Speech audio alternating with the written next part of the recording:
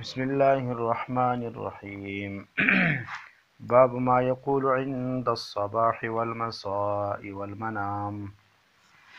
الفصل الأول عن عبد الله قال كان رسول الله صلى الله عليه وسلم إذا أمسى قال أمسينا وأمسى الملك لله والحمد لله لا إله إلا الله وحده لا شريك له له الملك وله الحمد وهو على كل شيء قدير.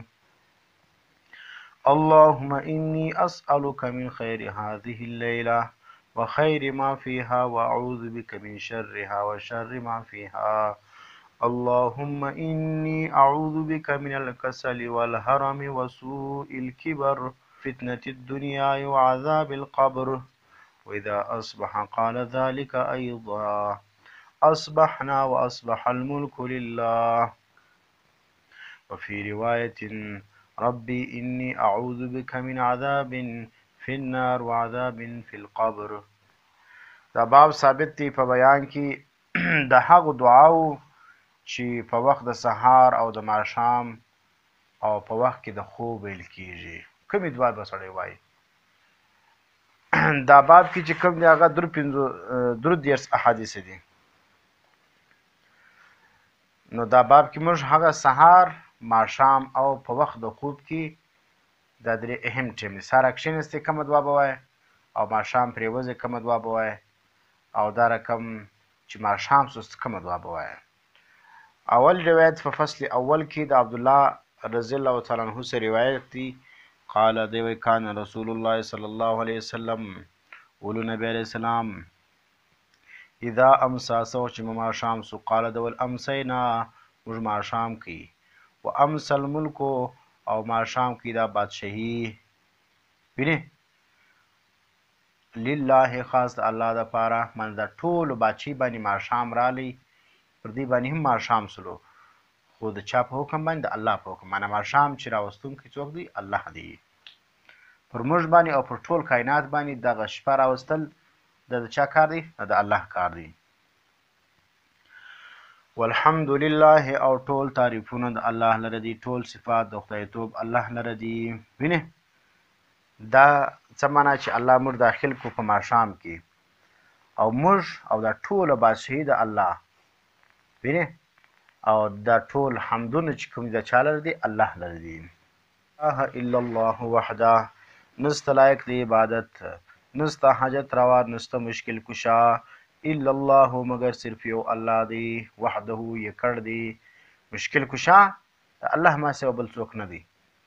کبل چا د پاره مشکل کشا اطلاق راغلی ناغه لغتن دی سی که بعضو کې دغه کتابو کې د چا د پاره مشکل کشا فلانی مشکل کشا و نو مشکل کشا بیا ته لغوي معنا مراده اصطلاحي مشکل کشا نه دی چې غایبانه حاجتونه د انسان دا اوري او دغه مشکلاتونه حل کوي. نو هلته مشکل کشا څه معنا چې هغه ژوندی ولو مشکل مسایل به حل کولې. لکه د حضرت علی رضی الله عنه مبارک راځي چې هغه مشکل کشا ولو څه معنا نو هغه چې به مشکله مسله رااله هغه به حل کوله. نو دا معنا نه ده چې د مرګ بعد هغه ته آواز وکړه لکه شیعګان چې د مرګ بعد آواز ورته وکړي د حضرت علي رضی الله عنه زموږ هر مشکل را حل کوي. که د چا اولاد نو حضرت علي ته آواز وکړي، د چا پر سر درد و هغه ته آواز وکړي، د چا تبه ول هغه ته آواز وکړي بیا به مشکل حل کېږي. دا غلط خبر ده. نو مشکل کشا څه معنا چې ژوندی وي ما تحت الاسباب وینې ژوندی دی او هغه چې کوم دی هغه ته یو مسله وروړې یا هغه دعا درله وکړي نو دا ګرد اسباب دي. په هغه صورت کې بیا دی مشکل کشا بیا پروا نه لري. او دا رقم مشکل کشا هر څوک جوړېدی شي صرف د یو چا سره دا خاص نه دی. هر انسان چې کوم دی هغه د یو بل انسان خامخا یو مشکل دغه په وس کې هغه ور حل کوی شي.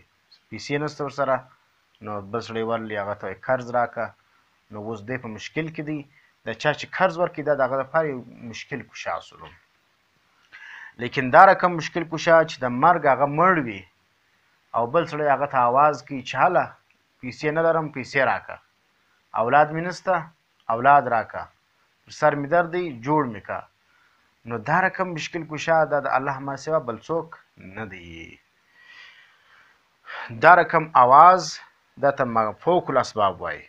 ګوره یو سبب نشته، یو مړی دی په قبر کې پروت دی، ته د دې ځای आवाज ورکوې.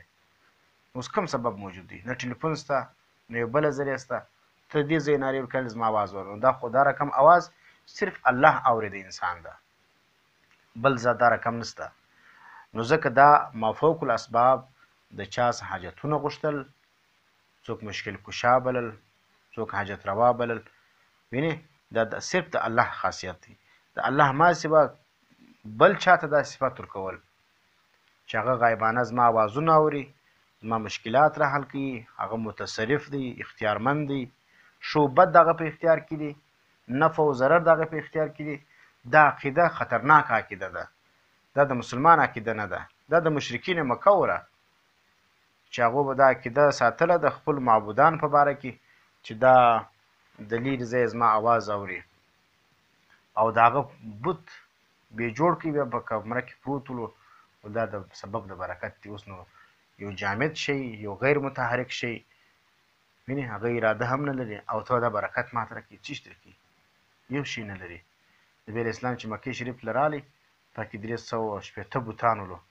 نو دا بوتان چې کوم دي دا دوی جوړ کړي وو، نبي علیه اسلام په دغه باندې دا ایله کول، مکه شریف یې ګرځي صفا کول، قل جاء الحق وزهق الباطل. نو بت که چی نقصان رسولی نو نبي علیه اسلام به بیا نه را ایله کول، نقصان خو نه رسوي. دا خو یو شی نه، دا خو ما د مشرکانو وهمونه ولو. نو ځکه څنګه به وایي چې سړی ماښام سلو ګور دی به دا دعا کوي، هر ماښام به د اعلان د توحید کوي دا، او د الله ما سوا د نور معبودانو څخه بچیش کی د اعلان د برات کوي چې لا اله نسته لایق د عبادت، نسته حاجت روا، نسته مشکل کشا، نسته آواز اوریدونکی الا الله مگر صرف یو الله دی، وحده ګوره وحده کیډ مسره دی، لا شریک له نسته شریک د لرا. ګوره دا مشرکین چې ویل چې پلانې موږ سره شریک دی، پلانې موږ سره شریک دی، پلانې زما آواز اوري، پلانې مې تبه را جوړوي، پلانې چې کوم دی هغه پلانې کار کوي. وینې لا شریک نسته شریک الله لرا، وینې له الملک خاص الله لرا بادشاهي د ټول کائنات، یا له الملک د لره اختیار د ټول کائنات دی. وله دا جار مجرور مخته دی، ګوره وله خاص الله لره الحمد ټول تعریفونه دي، هر تعریف د الله د پاره دی. جار مجرور چې مخته سي تخصیص پیدا کوي. د رقم کې الحمد له دا رقم ویل کېده، لیکن دلته څنګه حدیث کې څنګه الله لره دی الحمد ټول تعریفونه، او هو د الله چې دی علی کل شی په هر شی باندې قدیر قدرت والا ذات دی. الله پر هر څه باندې قادر دی، بل څوک قادر نه دی.